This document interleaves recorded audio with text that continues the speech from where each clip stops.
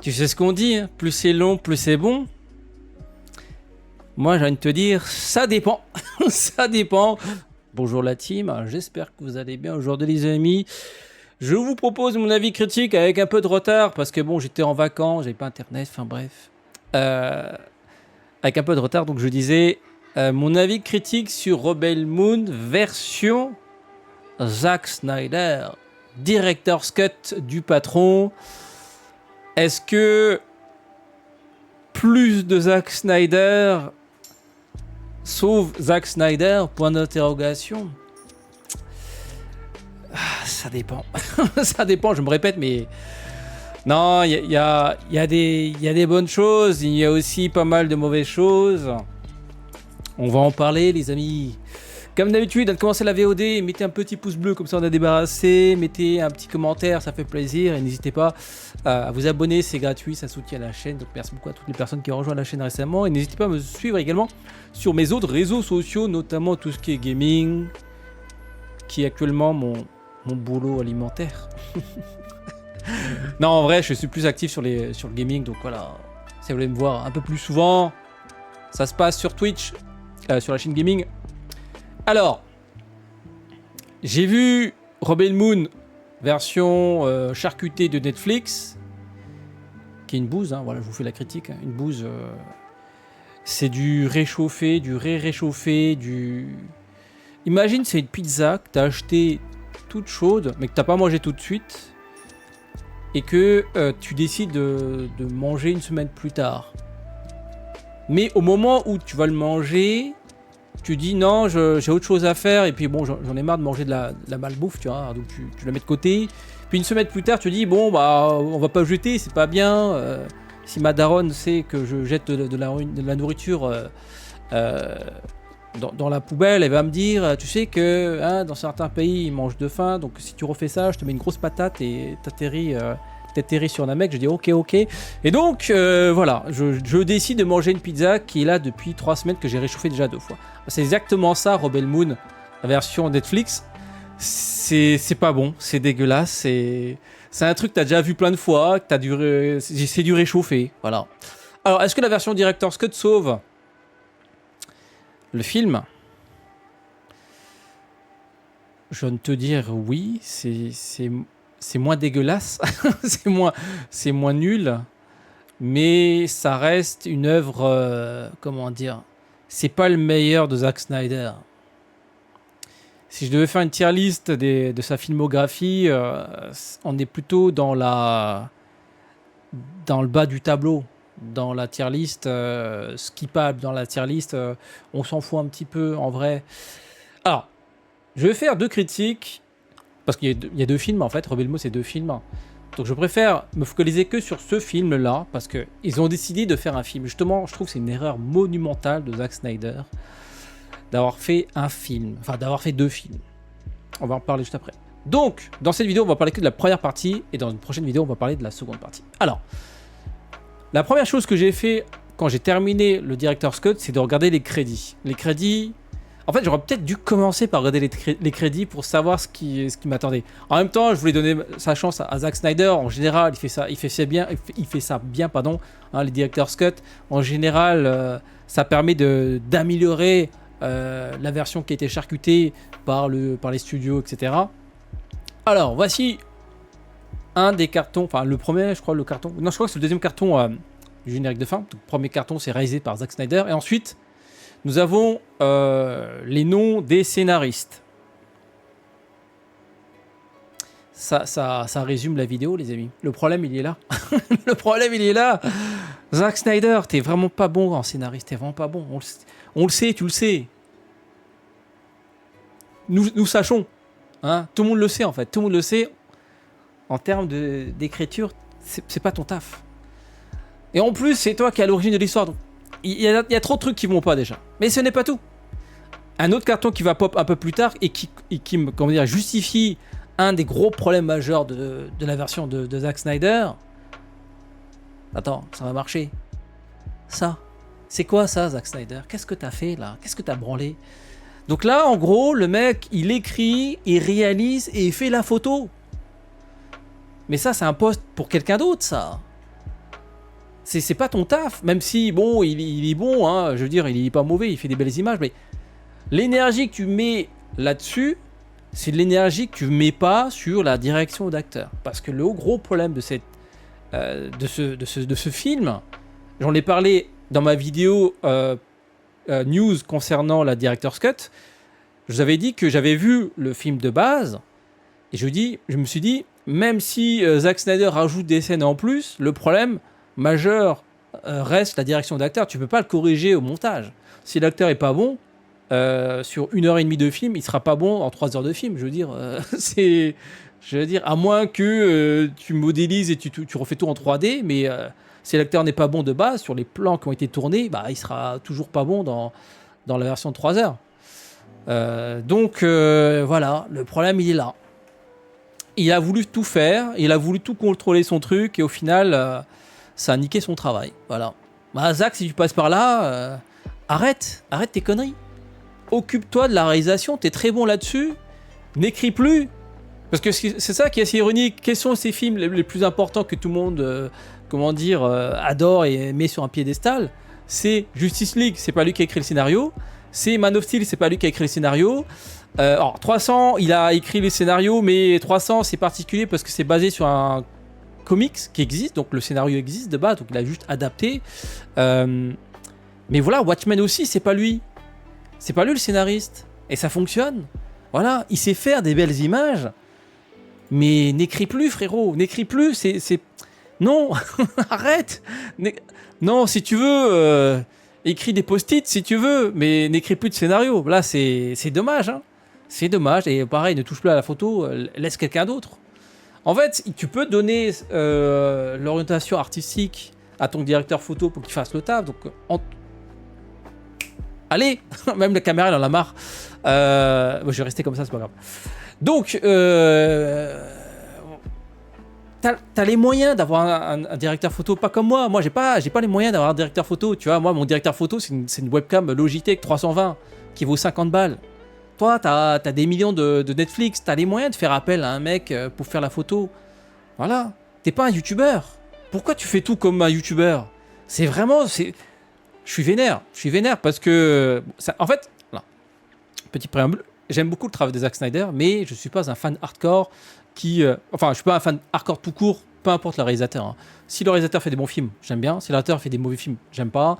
J'essaie toujours de prendre du recul. Hein. C'est pas parce que j'aime beaucoup tel ou tel acteur ou tel réalisateur ou scénariste que je dis oui à tout. Tu vois, quand c'est mauvais, c'est mauvais. Donc là, Zack Snyder, j'ai beau aimer tes films de super-héros, là, je trouve que t'as fait de la merde. Voilà, disons les termes. Bon, alors, ça, chose qui est assez rigolote, c'est le premier plan du film version Director's Cut, donc c'est ce plan-là, et voici le premier plan de la version de Netflix. En général, le premier plan, un bon réalisateur, je précise bien, un bon réalisateur résume son film sur le premier plan. Tu prends n'importe quel film de bon réalisateur, souvent le premier plan résume l'histoire. Alors là, qu'est-ce qu'on voit? On voit un vaisseau de guerre, on voit en arrière-plan une planète. Donc qui dit vaisseau de guerre dit guerre.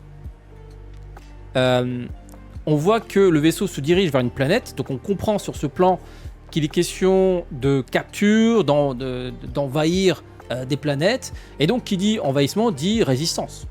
Donc c'est pour ça que c'est pas un vaisseau, c'est pas un petit taxi, c'est pas, je veux dire, un vaisseau de juste pour se déplacer, c'est vraiment là, c'est un vaisseau de guerre. Parce que bon, là on le voit pas très bien, mais sur le moment de la caméra, on voit qu'il y a un petit canon.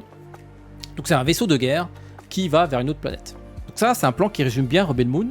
C'est un empire, parce que qui dit vaisseau de guerre dit moyen, dit argent, dit puissance, qui envahit d'autres mondes et qui se retrouve à devoir abattre des résistants. C'est exactement ça l'histoire du film. Voilà. Un bon réalisateur résume son film au premier plan. Vous prenez vraiment n'importe quel... Vous prenez Titanic, c'est exactement ça. Enfin, Titanic, vous prenez le premier plan, vous verrez que le premier plan résume le film. Je prends cet exemple parce que ça me revient à l'esprit. Voici le premier plan de la version Netflix. Ah oui, petite précision aussi pour les gens qui ne seraient pas au courant. La version Netflix est interdite aux moins de 13 ans. la version de Zack Snyder est interdite aux moins de 18 ans.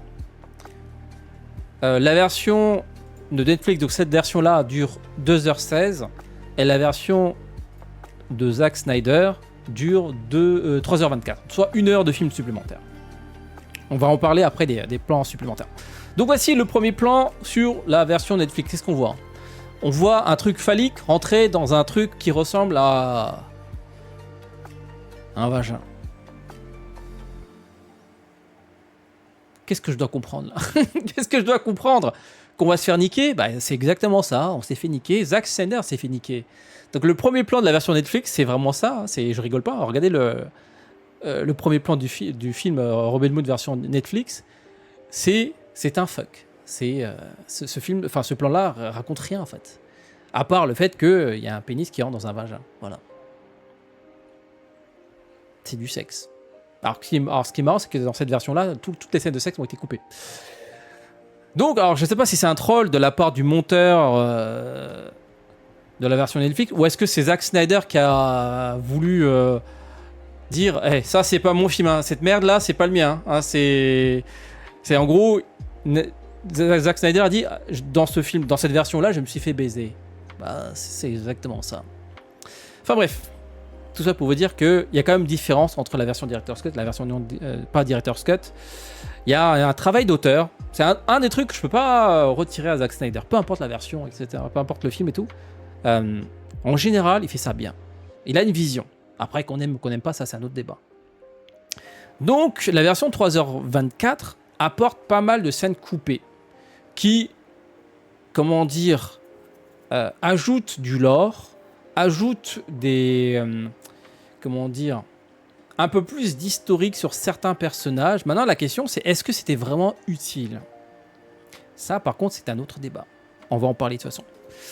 Donc, revenons à nos moutons. Voici la première scène qu'on voit dans le film et qui n'existe pas dans la version de Netflix. Donc, nous avons l'introduction justement, en fait, on a la suite de ce plan-là. Donc, une invasion sur une planète et on a, comment dire, une présentation de l'antagoniste principal, donc le personnage qui s'appelle Noble, l'amiral Noble, qui est un méchant vraiment pas gentil.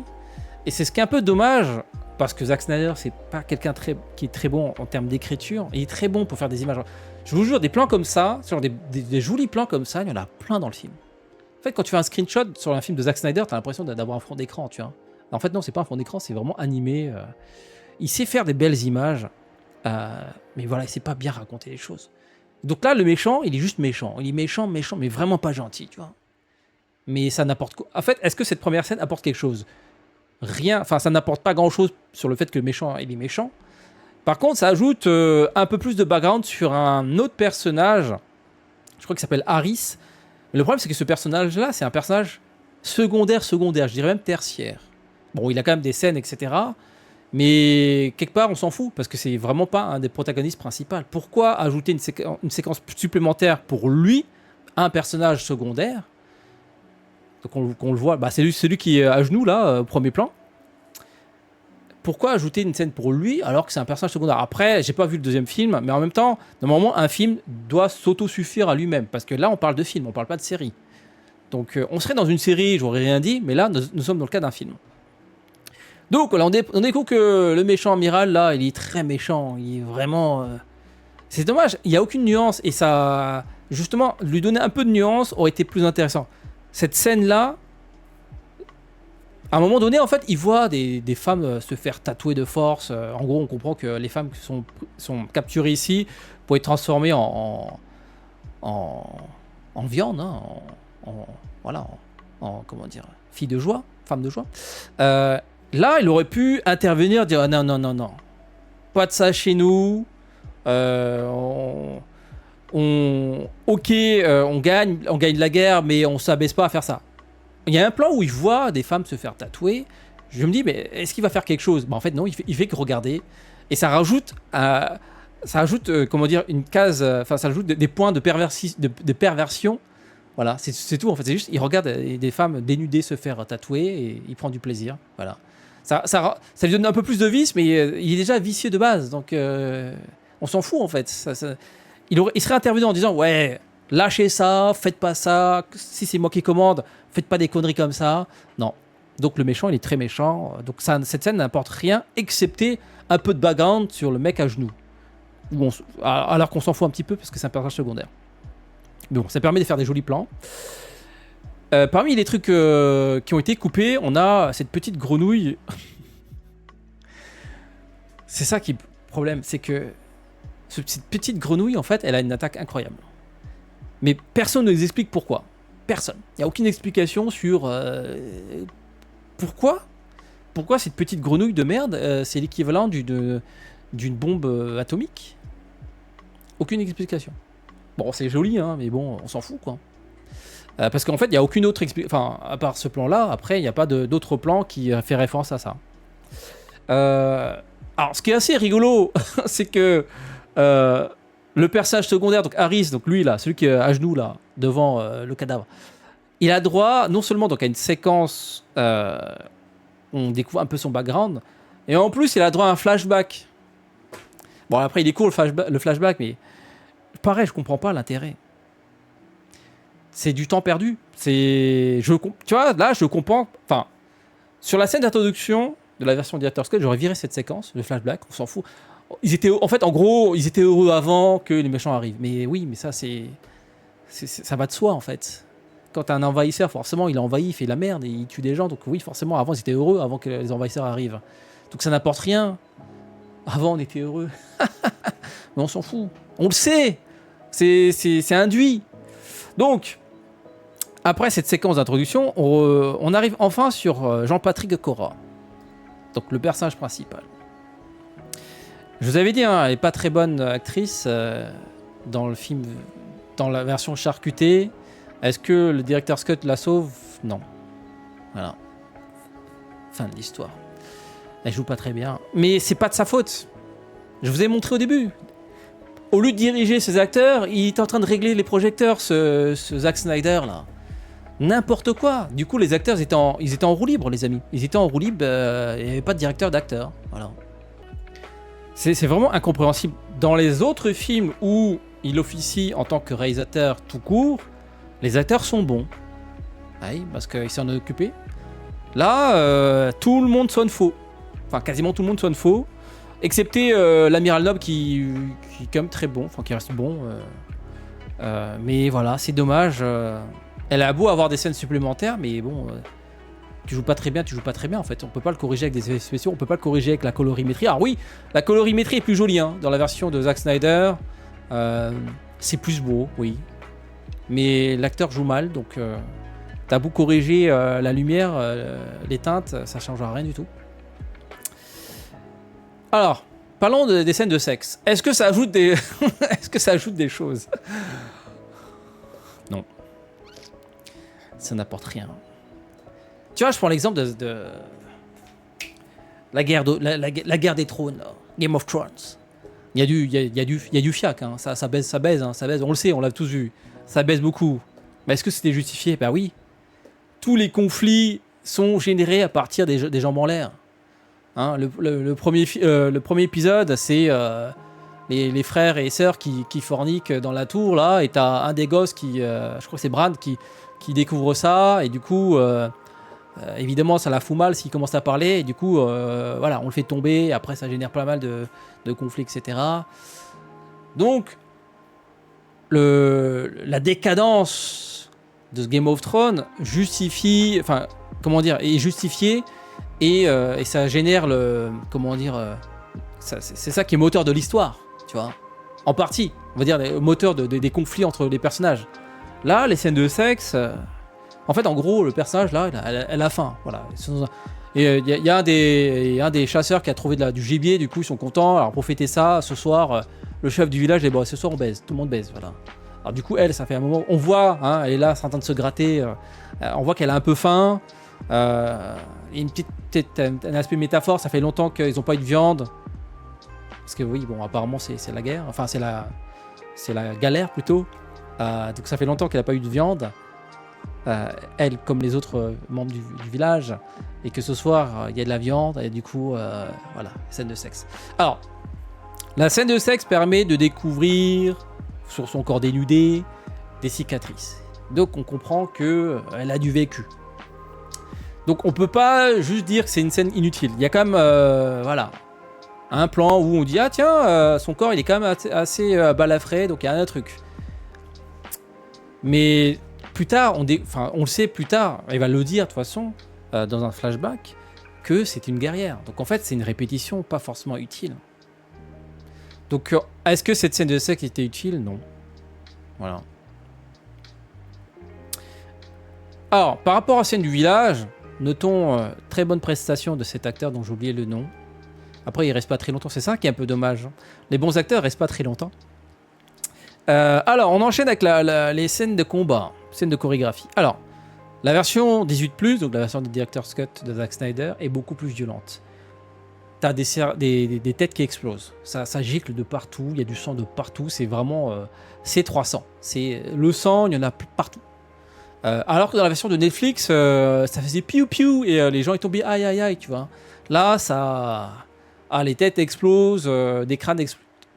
Il y a tout. Ah, ils ont tout mis, tu vois. Ils ont tout mis. Alors désolé, la fenêtre est ouverte et comme j'ai pas de directeur photo, je fais comme Zack Snyder, je fais tout moi-même. Du coup, c'est de la merde, tu vois. Enfin bref. Et le problème des scènes de chorégraphie, qui étaient déjà présentes dans le film d'original, enfin la version charcutée, c'est que c'est pas très bien filmé. En fait, les méchants sont des PNJ, ils sont là, ils bougent pas. Pendant ce temps, l'héroïne fait des galipettes en ralenti, etc. Les autres sont là. Des militaires entraînés sont là, ils regardent. Et chacun son tour se prend une bastos. C'est un peu dommage. On n'avait pas cet aspect-là sur ces autres films où, par exemple, Batman versus Superman, où quand Batman affronte plusieurs ennemis en même temps, il y a du mouvement, il y a... La chorégraphie, elle est plaisante à regarder et t'avais pas l'impression de voir des PNJ qui bougent pas en fait. Quand je dis des PNJ qui bougent pas, c'est en gros, c'est chacun son tour se prend une patate, tu vois. Alors que en pleine action, normalement, les militaires sont sortis, je sais pas, chacun devrait faire quelque chose et ne pas attendre son tour, surtout qu'elle a une arme à feu, tu vois. Et ils sont là, elle a une arme à feu, ils sont là, chacun son tour se mange une bastos. Et ah oui, alors... Les militaires, personne vise bien. Ils sont là, piou, piou, piou. On dirait les Stormtroopers dans Star Wars, tu vois. Les mecs, ils vident un chargeur et... Alors qu'ils sont dans une grange, hein. C'est pas... voilà, c'est pas comment dire... un terrain vague. Et les mecs, ils touchent aucune balle. Alors qu'elle, par contre, elle touche tout le monde. Hein. Donc, chorégraphie pas très réussie. Et du coup, ça donne pas d'intérêt, en fait. C'est... Ok, on comprend que... c'est une haut gradée, enfin, elle a de l'expérience, mais c'est comme c'est mal filmé, c'est mal réalisé. Et pourtant, c'est sa force à Zack Snyder, c'est de filmer les scènes d'action, parce qu'en fait, il n'y a pas de jeu d'acteur. L'acteur n'a pas de texte à réciter. Normalement, il est bon là-dessus, même là, je trouve qu'il n'est pas très bon. Voilà.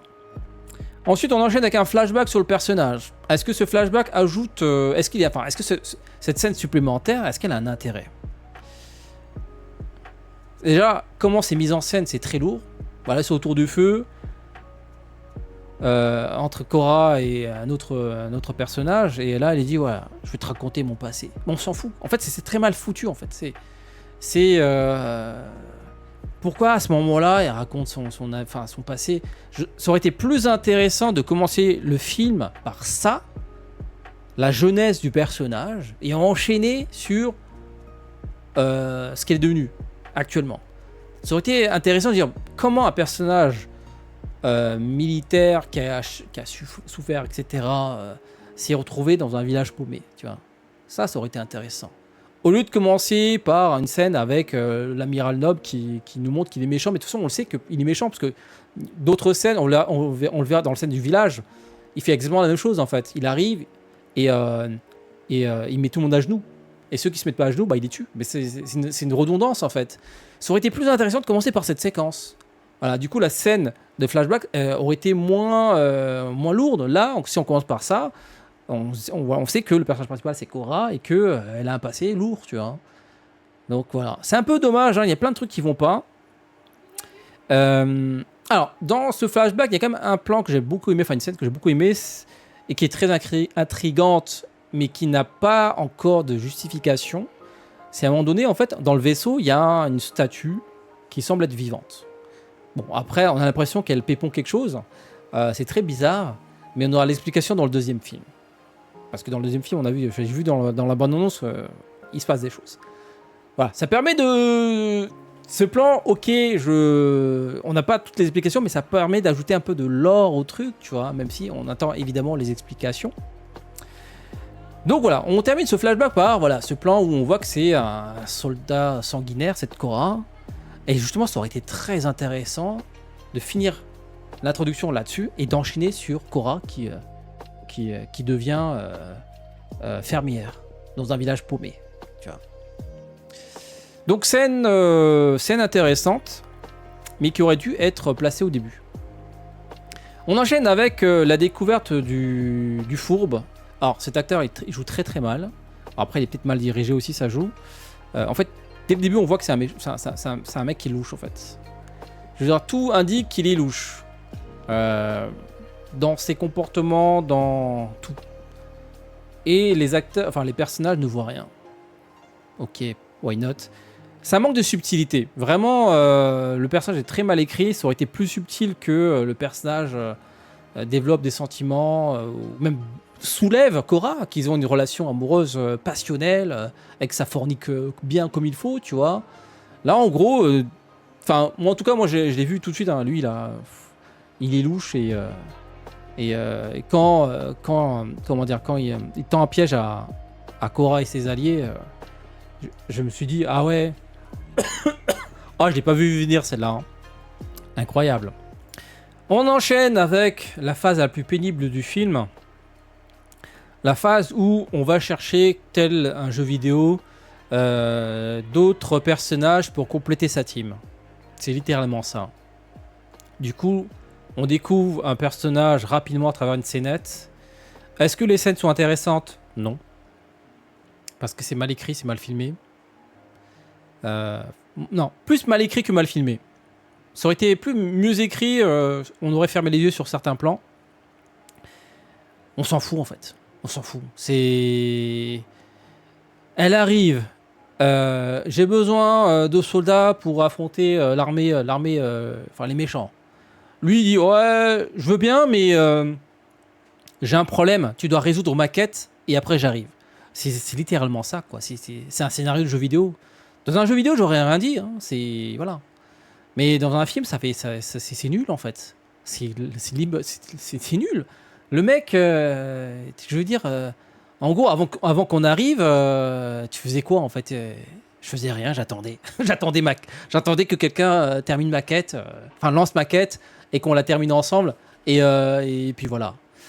Donc, tu vois, le problème, c'est que c'est un film. Ça aurait dû être une série. Premier épisode, introduction de Cora et du méchant. Comme ça, on sait que Cora est menacée. Deuxième épisode, la recherche des alliés. Un épisode entier sur Jean-Patrick Sixpact. Je sais plus comment il s'appelle, je crois que c'est un prince. J'ai même pas retenu son nom, je crois que c'est Tarak. Il est tellement inutile. Ah oui, d'ailleurs, pendant tout le film, il est torse nu. Peu importe la saison, peu importe où ils se vont, c'est en gros... c'est le mec s'est cru dans 300 en fait. Il a travaillé ses abdos, il veut les montrer, il veut les rentabiliser. Vous inquiétez pas, ses abdos sont très très rentabilisés. Tous les plans sur lui, on voit ses abdos. Voilà. Donc ils auraient dû faire une série. Alors, parce que là, le film dure quand même 3h24. Ils auraient dû faire 5 épisodes de 40 minutes. Voilà. Un épisode sur chaque personnage qu'ils vont libérer ou engager. Là, ça aurait été plus intéressant de s'intéresser un peu plus sur son histoire. On n'en sait rien sur son histoire. Voilà, on sait juste qu'il a il a une dette, mais voilà, on n'explique pas trop, et que pour le libérer, ils doivent gagner un pari. C'est nul. Vraiment, on se croirait dans un mauvais jeu vidéo. Encore une fois, dans un mauvais jeu vidéo, ça passe, tu vois, ce genre de scénario. Ensuite, c'est pareil, hein, ils vont voir Némésis. On a besoin de toi pour affronter machin. Attendez, je suis d'accord, je viens, mais laissez-moi juste terminer ma quête du jour et j'arrive. Alors, ce qui est assez rigolo, c'est qu'on la voit affronter donc un monstre. Il a 2 doigts de mourir. Hein. Les autres alliés sont là en train de la regarder. Non mais les gars, vous êtes venus vous faire chier à recruter ce personnage-là, elle est à deux doigts de mourir, intervenez, non, c'est sa quête, on n'y touche pas, c'est son moment à elle, voilà, on n'y touche pas, mais elle était à deux doigts de mourir. Hein. Pareil, c'est très stupide, en plus, il y a un plan où on voit Cora mettre sa main sur le holster, mais pourquoi elle fait ça? Donc elle se tient prêt à dégainer, mais il dégaine, elle était à deux doigts de crever ton allié là. Pareil, j'aurais dû faire un épisode sur elle, développer un peu plus son lore, comment elle est arrivée là. Le pire, c'est que à la fin de cette séquence, elle dit qu'il y a une différence entre la justice et se venger. Vous allez rigoler, derrière, ils vont recruter donc le général Pollux, je crois. Enfin bref, le général là. Pour le convaincre de les rejoindre, elle lui dit: et si ça te dirait de te venger de ce qu'a fait l'Empire? Et le mec, il réfléchit une seconde, il fait: ah. Vraiment, c'est très très mal écrit. Hein. Surtout, cette séquence-là, il est vraiment nul. Le mec, apparemment, c'est devenu un ivrogne depuis je sais pas combien d'années.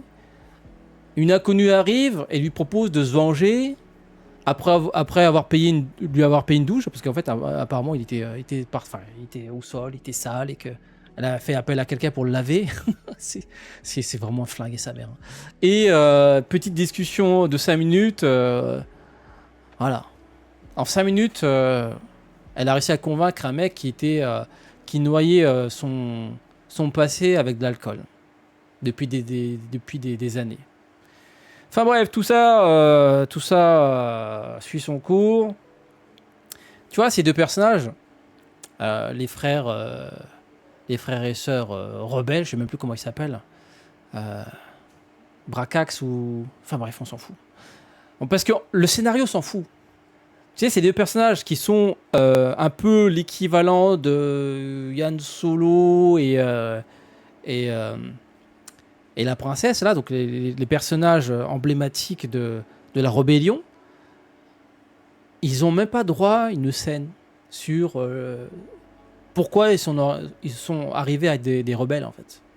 Non, on les voit à travers les quêtes des personnages. On a besoin de vous pour défendre les fermiers face au méchant amiral qui veut s'emparer de tous les céréales Miel Pops. Voilà. C'est honteux. Même je veux dire, le petit soldat Harris, là, a eu droit à une scène d'introduction. Bon. Alors, le fourbe qui, à l'origine de pas mal de choses, va introduire une scène d'action derrière qui paraît très mal filmée. En fait, la scène de combat sur le port, là, c'est pareil. On a encore l'impression de voir des PNJ qui attendent leur tour pour mourir, en fait. En gros, tous les héros sont été piégés, donc sont menottés, donc ils ne veulent pas se débattre ou même se défendre. Et donc, les ennemis sont en place. Donc, il n'y a aucun moment où ils sont censés réussir, tu vois.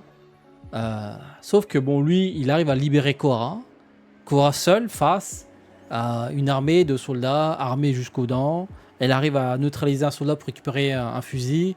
Et à partir de là, elle arrive à retourner la situation. Donc comme c'est mal filmé et c'est mal dirigé, c'est pas crédible. Voilà. En fait, il y a plein de plans. En fait, vu que c'est pas mal de plans tournés sur fond vert, il y a très peu de plans séquences, en fait. C'est que plein de plans cut, tac, tac, tac, pour créer la confusion, mais ça marche pas. Comment ça, une armée armée jusqu'aux dents arrive à perdre face à un seul soldat, quoi. Même si Cora essaie d'utiliser son fusil. En fait, on voit pas comment ce personnage arrive. En fait, pour que ça soit crédible, il aurait fallu un plan séquence où on la voit enchaîner plusieurs soldats, mais rapidement, et avec une belle chorégraphie, tu vois.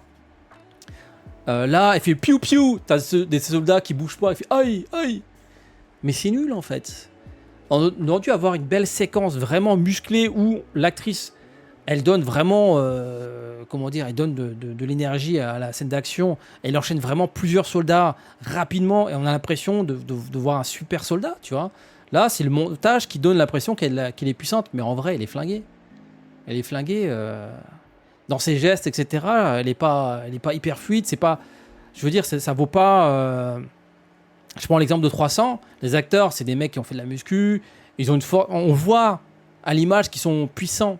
Là, j'ai pas l'impression qu'elle a de la puissance. Le montage lui donne de la puissance, mais voilà, c'est physiquement, je trouve qu'elle n'est pas en adéquation avec ce qu'elle est censée faire en fait. Donc, autre scène d'action pas très intéressante. Même la scène de combat, le scène de combat final avec la chorégraphie, pareil, c'est trop long, c'est pas crédible et c'est dommage, c'est dommage.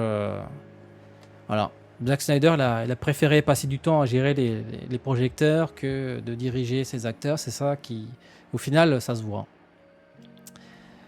Alors, parlons du GOAT, Jimmy.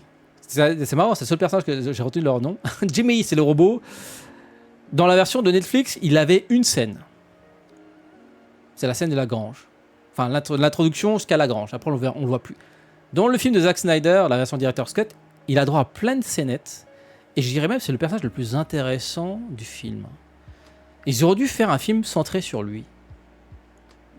Genre, c'est lui le personnage principal. Et ensuite, il raconte l'histoire. Voilà, le narrateur. Vraiment, pour moi, le truc qui sauve le film, c'est ce personnage. Mais malheureusement, sur les 3 heures de film, on le voit peut-être 10 minutes, même pas. Peut-être 5. Ouais, on va dire 10 minutes. Moins de 10 minutes. Entre 5 et 10. Dans la version de Netflix, on doit le voir même pas à 3 minutes, tu vois. Donc il a beaucoup plus de séquences, beaucoup plus de dialogues. Et ce qu'il raconte est assez intéressant.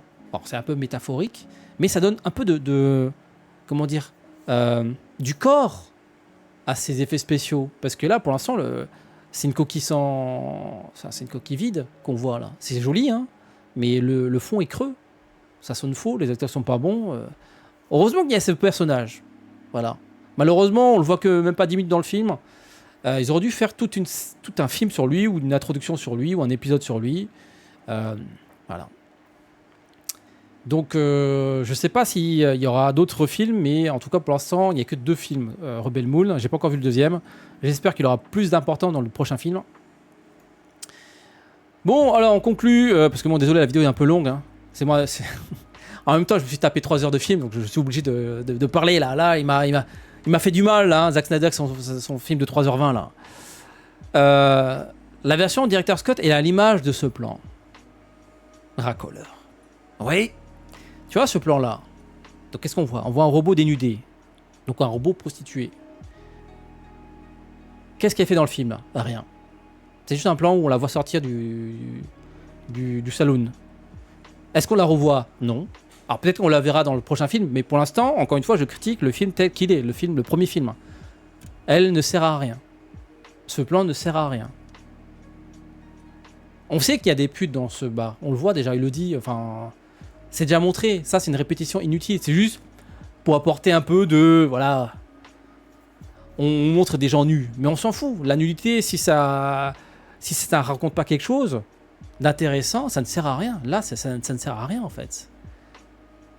Voilà. On voit un robot nu. Donc, 3h20, pas vraiment justifié. Est-ce que la version Director's Cut est meilleure? Oui. Parce que la version de Netflix, c'est une honte en fait. Une fois que tu as vu la version longue, tu dis ah ouais, la version Netflix elle pue sa mère. Déjà de base elle pue sa mère. Mais quand tu vois tout ce qui a été coupé, c'est vrai que ça retire pas mal au lore. Et même l'étalonnage, la violence, c'est. Moi je trouve que c'est cohérent. Voilà. Parce que là on est dans un monde violent. On parle vraiment d'envahissement. D'asservissement, donc oui, voilà, c'est violent. Donc la version Director's Cut est meilleure, mais ça reste un film mineur dans la filmographie de Zack Snyder. Donc est-ce que ça mérite d'être vu si t'as rien d'autre à voir? Oui. Bon, j'espère que le deuxième film va corriger les erreurs du premier, même si j'y crois moyen. Encore une fois, les erreurs auraient pu être corrigées facilement. Ils auraient mieux dirigé, enfin, Zack Snyder aurait un peu plus dirigé ses acteurs, ça aurait été moins pénible. En vrai, pour moi, c'est vraiment le plus gros bémol de ce film. En vrai, ça passe, hein. Il y a des 2-3 facilités scénaristiques, c'est pas très, comment dire, ça fait un peu scénario de jeu vidéo, mais si les acteurs sont bons, ça passe. Là, les acteurs sont pas bons du tout. Dans l'eau, il y a que l'amiral et le chef de village qui s'en sortent pas trop mal, mais sinon, tout le reste, même les acteurs secondaires, ils sont nuls. Ah oui, le seul personnage qui est... Ah oui, j'ai oublié... Non, en fait, le personnage le mieux dirigé, c'est le robot. c'est une voix off, quoi. C'est une voix off. C'est quand même honteux, quoi. Parce que la voix off, on peut la retravailler en studio. Un acteur, il est pas bon sur le tournage, c'est mort, tu vois, tu peux rien faire. Bon, après, tu peux toujours post-synchroniser, mais bon, le labial, c'est compliqué, tu vois. Le robot, il a pas de bouche. Donc on peut recorriger de manière infinie. Donc là, le fait que les acteurs soient pas bons, bah, ça nique tout le truc, en fait. Après, les acteurs sont pas bons peut-être parce que le scénario est pas bon aussi. Ça joue énormément. Après, un bon acteur peut, à travers son jeu, sauver le texte. Mais là, il y a les deux qui vont pas. Ni le texte, ni les acteurs sont bons. Donc au final, on a une œuvre très médiocre qui fait même tâche à la filmographie de Zack Snyder. Donc j'espère que pour ses prochains films ou séries, peu importe, qu'il fasse plus attention. Encore une fois, même le format film n'est pas bon. Ils auraient dû faire une série. 3h20, j'ai dû le voir en 3 fois tellement que c'était long et chiant en fait. Tu vois, j'ai pas de problème pour voir Titanic 3h en une traite. Tu vois, 3h. Pareil, la version Justice League de 4h, pareil, je l'ai vu d'une traite. Pas de problème. Parce que c'est pas lui les scénaristes. C'est pas Zack Snyder les scénaristes. Là, c'est trop mal écrit. Du coup, t'as pas envie de... Je faisais autre chose en regardant, tellement que c'était nul en fait. Donc, ça aurait été une série, ça aurait été moins douloureux. Et s'ils avaient mis plus d'écriture sur les différents protagonistes, ça aurait été plus intéressant. Parce que là, les personnages qu'ils ont recueillis pour leur quête, là, on ne sait pas grand-chose. Hein. Leur histoire, ça se tient sur 2-3 phrases, quoi. C'est genre, oui, t'es un général, t'as vécu des choses horribles, tous tes collègues, tes soldats sont morts. Et du coup, voilà, tu sombres dans l'alcool. Mais ça aurait été plus intéressant de montrer ça à l'image. Tu vois, un plan où on voit tous ses potes mourir devant lui, ça aurait donné du corps au personnage. Là, on a juste des dialogues entre deux personnages. Je dis oui, t'étais un ancien général, t'as fait tes preuves, qu'est-ce qui t'est arrivé, pourquoi t'es venu comme ça. Oui, mais tous mes collègues sont morts, enfin tous mes soldats sous mes ordres sont morts. Ouais, mais non. Non, fallait montrer ça à l'image. Voilà les amis, tout ça pour vous dire que la version Director's Cut est meilleure. Mais il y a trop de trucs qui vont pas. Donc voilà les amis, dites-moi ce que vous en pensez de la version Director's Cut. Je vous propose prochainement la critique du deuxième film. Donc je vais me taper encore 3 heures de film. J'espère qu'elle sera mieux. J'espère qu'elle va corriger des choses. Mais en l'état, ce film est très mauvais. Il est moyen. Il y a des bonnes idées, il y a des jolis plans. Mais il y a trop de trucs qui vont pas. Vraiment, il faut qu'il arrête d'écrire Zack Snyder. Sur ce, je vous dis à très bientôt pour d'autres vidéos. Le petit pouce bleu, le petit abonnement. N'hésitez pas à me suivre sur mes autres réseaux sociaux. Vous avez les liens dans la description. Ciao, ciao.